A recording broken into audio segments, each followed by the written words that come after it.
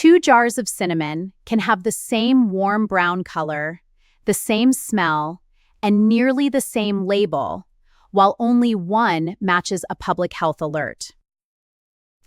You cannot sort them by looking at the powder. The useful clue may be a tiny lot code on the package you almost threw away.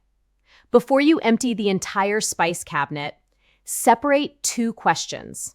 Is this exact product listed in the current alert? And has someone in the household had an exposure that a healthcare provider should evaluate? The first question is answered with the package. The second is answered with a clinician, not a guess from the color of the spice.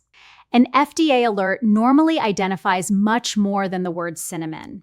Look for the brand and distributor, package size, retailer, product photo, universal product code when one is listed, and the lot, batch, or best by code. A similar looking jar is not automatically the affected product.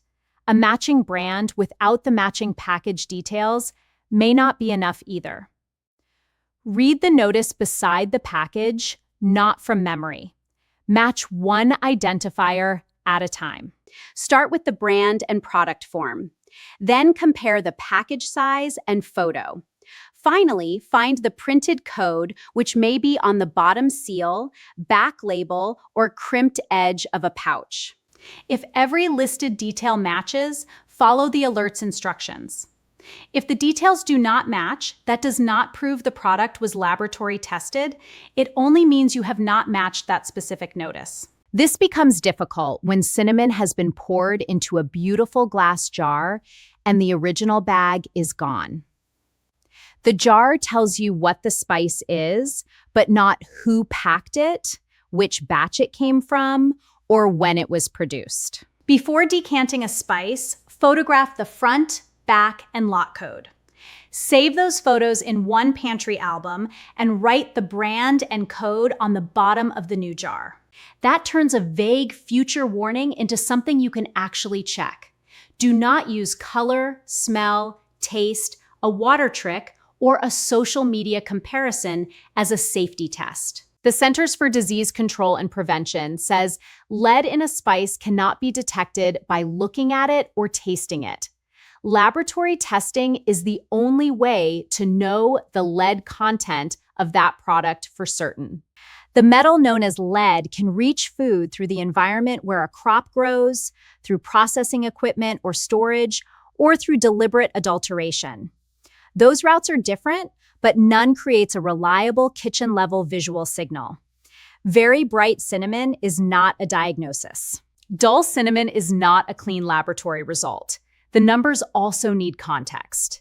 In the FDA's March 2024 Targeted Ground Cinnamon Survey, the products it flagged ranged from about 2.03 to 3.4 parts per million of lead.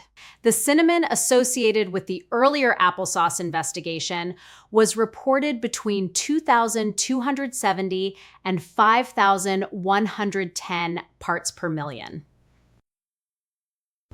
The FDA described the first range as significantly lower, while still recommending that the listed products be removed because prolonged exposure could be unsafe. That comparison does not make a recalled product acceptable. It shows why finding the metal lead is not the whole risk assessment. The concentration matters. So do the amount eaten, how often it was eaten, how long the exposure continued, the person's age, and other sources of that metal. Young children are especially vulnerable. Most people do not get an immediate warning symptom that identifies dietary lead. If an exact product matches an alert, stop using, serving, selling, or donating it, and follow the disposal or return instructions in the current notice.